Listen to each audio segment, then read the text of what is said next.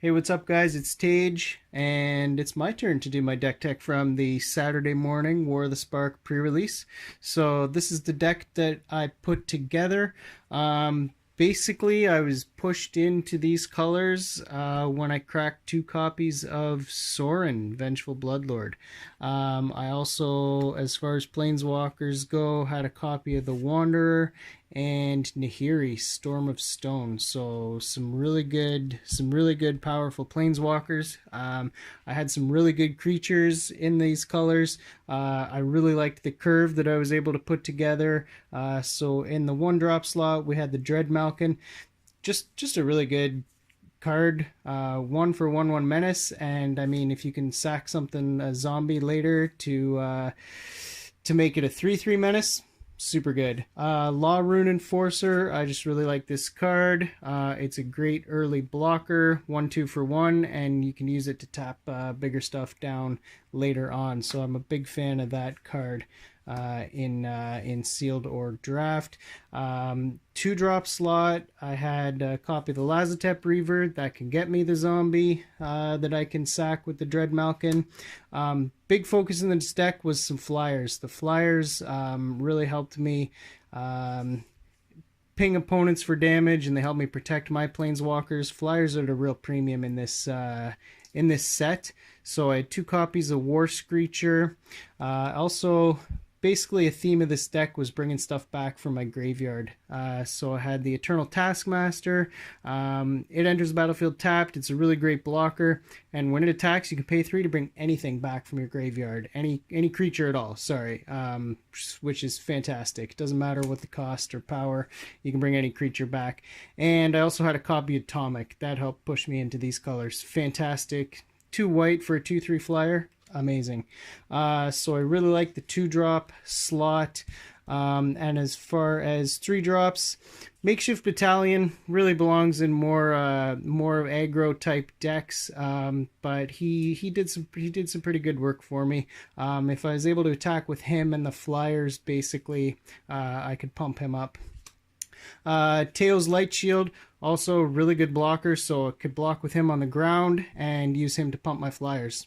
Basically, really good. I kind of wished I'd had another copy of him. Vraska's Finisher, man, this card did some serious work for me.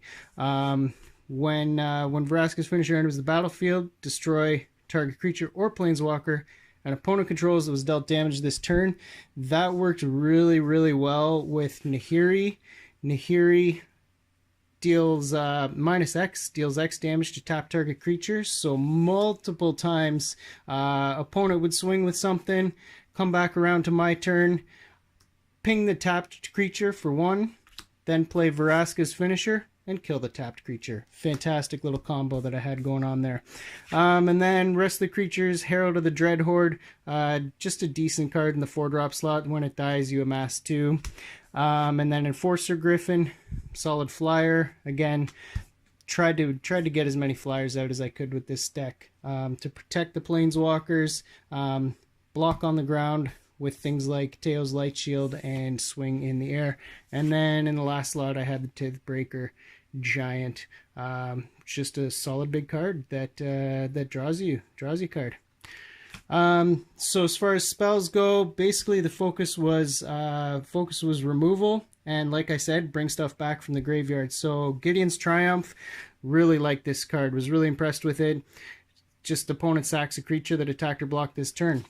Aid the Fallen lets you return 1 or both. So you can return a planeswalker from your graveyard or a creature from your graveyard to your hand. So fantastic. If you can use both there, fantastic value. Really good removal with Ob Nixilis' Cruelty. Like I said, I had Wanderer. I mean, just amazing card. Fantastic removal. Nahiri, also fantastic removal. Really good combo there with Vraska's Finisher. Sorin, like really the key here was giving planeswalkers, because I had floor planeswalkers, giving planeswalkers and creatures lifelink.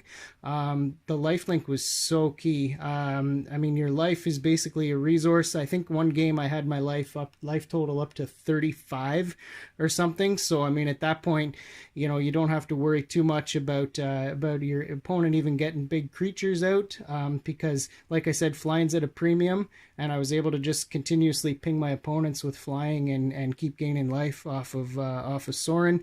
You can use Sorin to ping your opponent. You can use them to ping planeswalkers. And another theme of this deck: get creatures back from your graveyard. So fantastic card. Wanderer Strike, just some more removal. That also lets you proliferate, which obviously fantastic with the planeswalkers. And then this card was my rare promo, Command the Dreadhorde. This card was interesting. I'm still kind of on the fence. It's an interesting card to play with. Choose any number of creatures or planeswalkers in your graveyard. It deals damage to you equal to the total converted mana cost of those cards. Put them onto the battlefield under your control.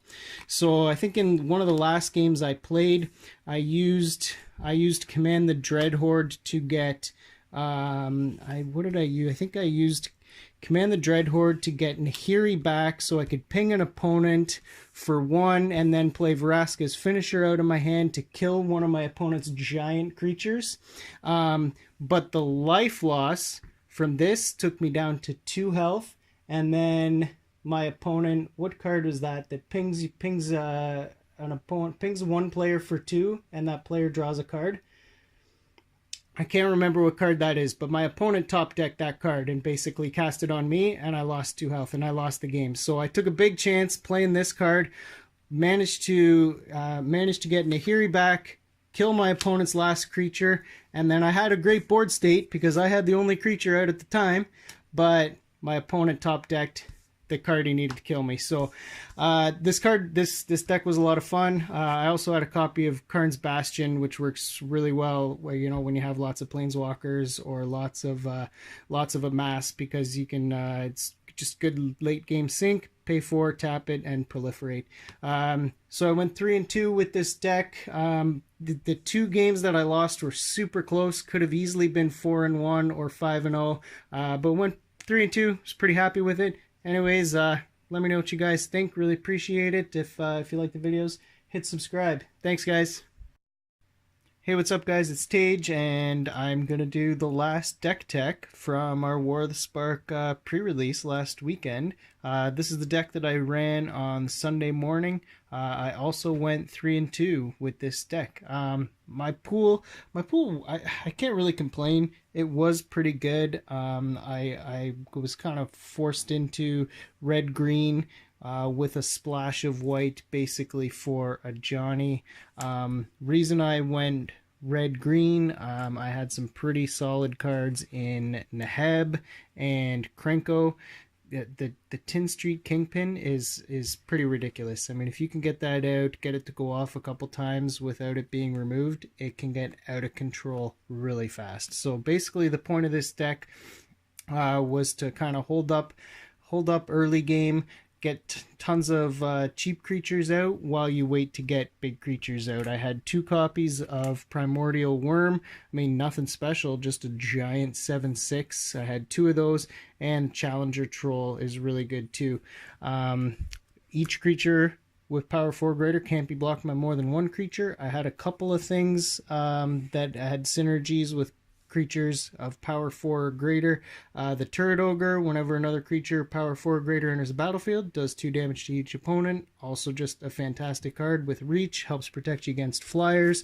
And I had the Crunch Wrangler. When a creature power 4 or greater enters the battlefield, put a 1/1 counter on it, and it's got trample. So had some good synergies with creatures of power 4 or greater, and I obviously had a few creatures with power 4 or greater, so that worked out well. Other stuff in the 2-drop slot, Pollen Break Druid just helps you get counters on stuff. Burning Prophet is a fantastic card. When you cast an on-creature spell, it gets +1, and you get to scry. Fantastic. Snare Spinner, just a really good blocker that also blocks flyers. The 3-drop creature slot, like I said, the Krenko Tin Street Kingpin, fantastic. 2/2 Death Touch, can't go wrong with that. Rubble Belt Rioters, this was amazing with the big creatures. When it attacks, gets +X/+O until end of turn, where X is the greatest power among creatures you control. I mean, amazing. If you can get that out with the Worm or the Challenger Troll, unreal. Arlen's Wolf, I had an Arlen Voice of the Pack, so I had a little bit of synergy there. Solid creature. Evolution Sage, I mean, amazing. You're going to run that in probably any green deck in Limited.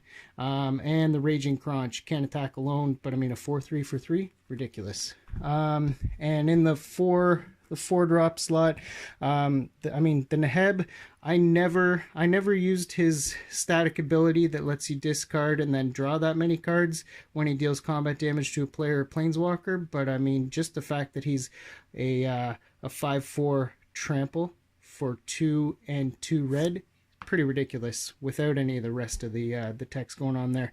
Turret Ogre, and I had the Centaur Nurturer, which allowed me to tap for any color. And like I said, I was splashing for a Johnny because a Johnny just makes all my stupid big creatures even bigger and gives them vigilance, plus you can also get some life gain out of them. So I was basically splashing white just for a Johnny. Had a couple of pretty decent burn spells. Heartfire is okay. There wasn't a lot of creatures I wanted to sacrifice for this, but I mean, Pollen Bright Druid's a pretty good one that you get out, and then basically once it's on the battlefield, you're not going to get much else use for it other than a chump blocker, so that's a good one to sacrifice to deal 4 damage. Jaya's Greeting, I mean, just amazing. One of the best new burn cards in this set. 3 damage and scry 1 for 2. Are you kidding? And then Awakening of V2 Ghazi, also just another way to get a stupid big dumb creature out and win you games, which was basically just the whole point of this deck. Already mentioned we had a copy of Arlen, gets you more creatures out. And for fixing, in order to play a Johnny, we had a Mana Geode and a couple Gateway Plazas. So like nothing super fancy going on with this deck, just play a whole ton of creatures, try and hold up the board until you can get your really big creatures out. Maybe you drop Awakening of V2 Ghazi, start putting 1/1 counters on your creatures that are already pretty big, and just try and overwhelm your opponent. I got Krenko to go off a couple times, and I mean, you don't even need your big creatures out. If you can get Krenko to go off a couple times, you just literally overwhelm your opponent with a whole bunch of 1/1 goblin creature tokens. It's fantastic.